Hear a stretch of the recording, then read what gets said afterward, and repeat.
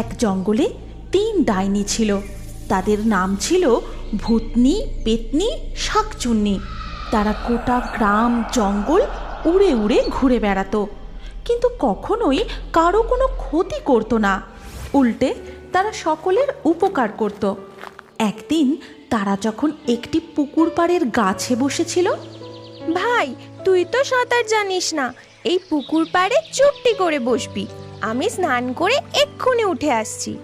হ্যাঁ ভাই, একদম চুপ করে বসবি, খবরদার জলে নামবি না। আমরা তাড়াতাড়ি স্নান সেরে জল থেকে উঠে পড়বো। এই কথা বলে মিলি ও তুলিকা পুকুরের জলে সাঁতার কাটতে থাকে। তাদের ভাই সমু পাড়ে বসে বসে দেখতে থাকে, আর তাদেরকে গাছের ডালে বসে থাকা সেই 3 ডাইনি দেখতে থাকে।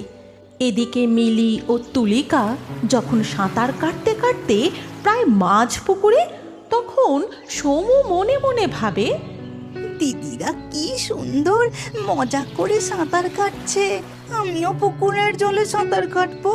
এই কথা বলেই ছোট্ট সমু জলে ঝপাং করে লাফ দেয়, আর সাথে সাথে সে ডুবে যেতে থাকে।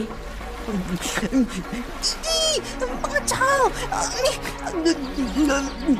তুলিকা, ভাই যে জলে ঝাঁপ দিয়েছে, এত দূর থেকে ওর কাছে তাড়াতাড়ি পৌঁছাবো কি করে?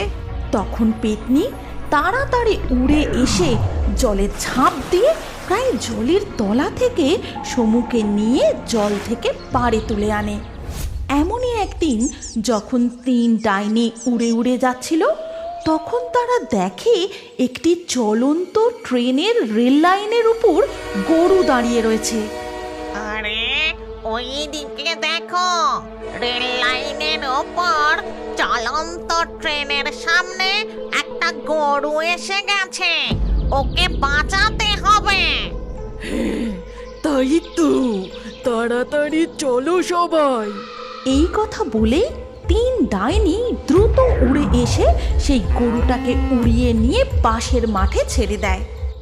এইভাবে এদিক ওদিক উড়তে উড়তে ঘুরতে ঘুরতে তাদের দিন কাটতে থাকে। হঠাৎ একদিন প্রচণ্ড ঝড় ওঠে, আর সেই ঝড়ে গাছ থেকে একটা পাখির বাসা ভেঙে পড়ে যায়। আর তাই দেখে শাকচুন্নি বাসাটি তুলে আরেকটি গাছে বসিয়ে দেয়। এইভাবেই তাদের দিন কাটতে থাকে।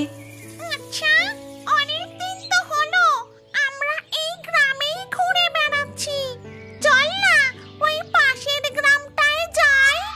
কিন্তু ওই পাশের গ্রাম সম্পর্কে আমরা তো কিছুই জানি না, যদি আমাদের সেখানে গিয়ে কোনো বিপদ হয়। আরে আমাদের আবার কিসের বিপদ? আমরা তো নিজেরাই মরে ভূত হয়ে গেছি, আমাদের দেখেই বরং সবার ভয় পাওয়া উচিত। এটা তুই একদম ঠিক কথা বলেছিস শাকচুন্নি, চল আমরা বরং ঘুরে আসি। এরপর 3 ডাইনি মিলে রাতের বেলায় পাশের গ্রামে ঘুরতে চলে যায়। আর সেই গ্রামটা ঘুরতে ঘুরতে তারা একটা শ্মশানে এসে পৌঁছায়। আরে এটা তো একটা শ্মশান মনে হচ্ছে, চলো আমরা গিয়ে ওই গাছের ডালটায় বসি।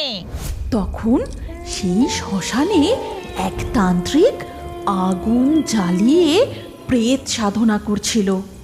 ওম হ্রিম বিরিম নমঃ, ওম হ্রিম বিরিম নমঃ। মনে হচ্ছে আমি যেন কোন সৎ আত্মার গন্ধ পাচ্ছি।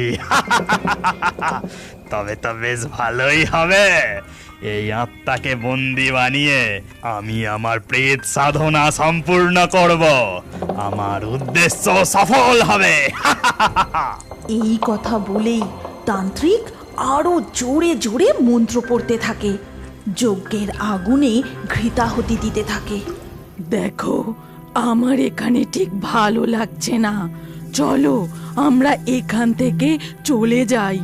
হ্যাঁ ঠিক বলেছিস, আমাদের এখান থেকে চলে যাওয়া উচিত। তোদের সবেতে খালি ভয়, বলছি কিচ্ছু হবে না। তোদের যদি ভয় করে তোরা চলে যা, আমি এখানে আরেকটু বসি। তারপর ভূতনি,